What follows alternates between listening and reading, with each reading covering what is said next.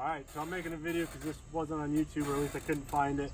My Bilt lawnmower wasn't starting.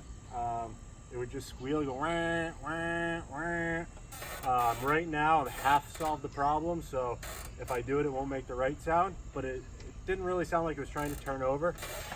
Turns out it was the starter motor. I took the cover off here, a couple of screws, and there's this rat's nest, probably actually literally a mouse nest in here that was wrapped all around the winding, which was keeping it from spinning properly and engaging.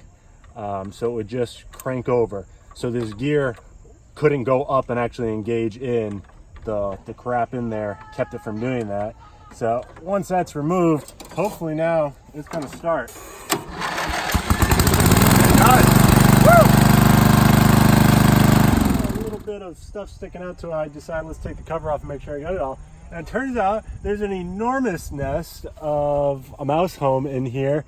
So apparently your tractor isn't safe in a shed because mice are going to build a mansion in there. So I'll clear this out and everything should work fine.